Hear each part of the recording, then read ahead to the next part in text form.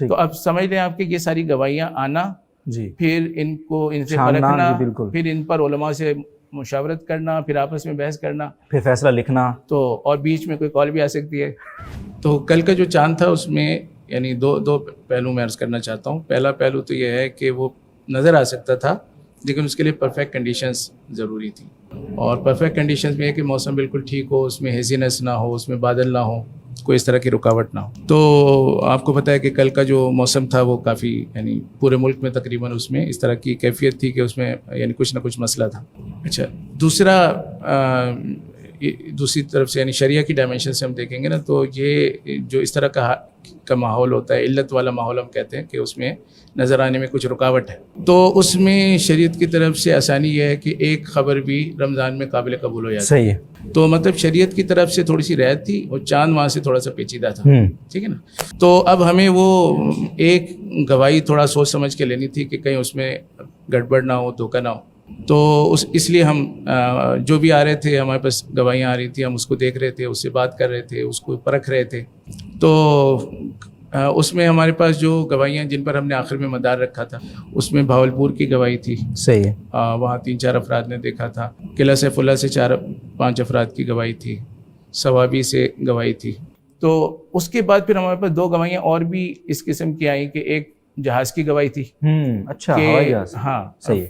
Fly جنا کی ایک پرواز جو ہے پشاور سے وہ کراچی آ رہی تھی، اور اس دوران انہوں نے تقریباً سندھ میں جب وہ انٹر ہو رہے تھے اس وقت سے لے کر کراچی پہنچنے کے قریب تک انہوں نے چاند کو دیکھا. اچھا، ٹھیک ہے نا. اب ظاہر ہے کہ یہ تقریباً 40,000 پہ ہوتے ہیں. صحیح ہے. اور بادل جو ہوتے ہیں وہ ان کی کئی لیئرس ہوتی ہیں، لیکن وہ 30,000 کے اوپر کوئی لیئر نہیں ہوتی تقریباً. تو یہ بالکل ایسی جگہ پہ تھے جہاں بادل تھے ہی نہیں. ٹھیک. صحیح. تو ان کو تو سامنے چاند نظر آ رہا تھا اور بہت دیر تک نظر آ رہا تھا. صحیح. تو اس لحاظ سے تو یہ بڑا واضح تھا. ٹھیک ہے. لیکن اس لحاظ سے کہ اوپر کی یعنی اس کو افق سے جب اوپر چلے گئے تو اس کی گواہی کو ہم لے لیں یا نہ لے لیں، اب اس میں تو اس میں ہمارا مذاکرہ بھی ہوا. اسی طرح ٹیلیسکوپ کی ایک گواہی فیصل آباد کی تھی. صحیح. اور وہ بھی ایسی تھی کہ مطلب جمع غفیر کی ضرورت نہیں تھی، موسم وہاں کا برآلود تھا، اور انہوں نے بھی کہا کہ ہم نے صرف 1 سے 2 منٹ کے اندر اس کو کیپچر کیا. صحیح. اچھا، پھر انہوں نے جو ہمیں تصویر بھیجی اس کی یعنی موبائل کے ذریعے سے انہوں نے ٹیلیسکوپ سے تصویر لی، وہ بھیجی ہمیں. ٹیلیسکوپ کی تصویر سے بھی ہمیں اطمینان ہوا کہ بالکل وہ صحیح، کیونکہ ٹیلیسکوپ میں ایک میں نقطے کی بات بتاتا ہوں کہ الٹی آ رہی ہوتی ہے تصویر. اچھا.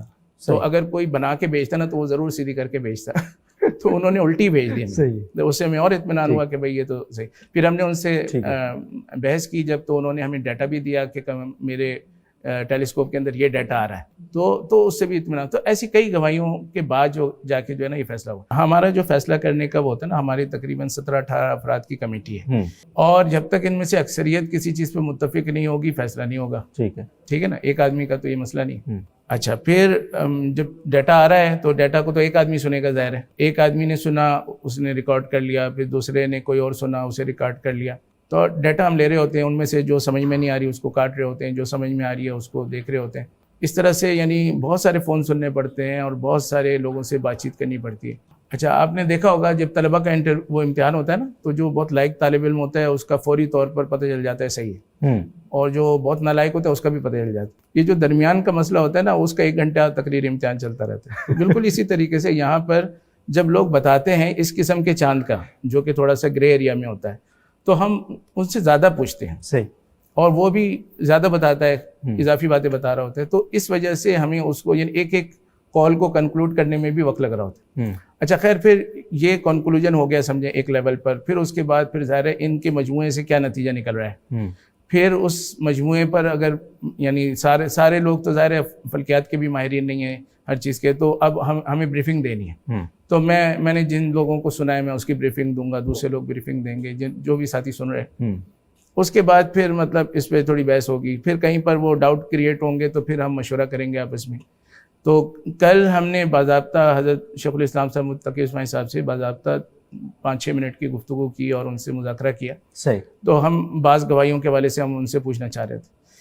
تو یہ بہت سارا یعنی ایک پروسیس چل رہا ہوتا ہے. اس کے بعد پھر یعنی حضرت کی تائید کے بعد بھی، کیونکہ حضرت کی تائید کے بعد بھی وہاں پر حضرت فیصلہ کن شخصیت نہیں ہے، تو وہاں پر سب کو بتایا گیا بھائی حضرت نے یہ فرمایا ہے اور حضرت کی یہ رائے ہے، منیب الرحمان صاحب نے یہ فرمایا، ان کی یہ رائے ہے. ٹھیک ہے.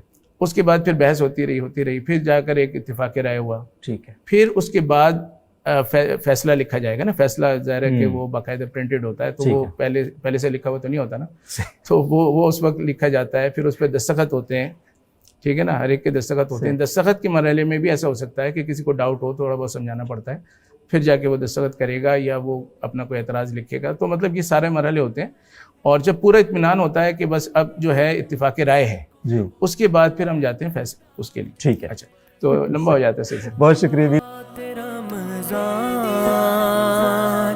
برکات رمضان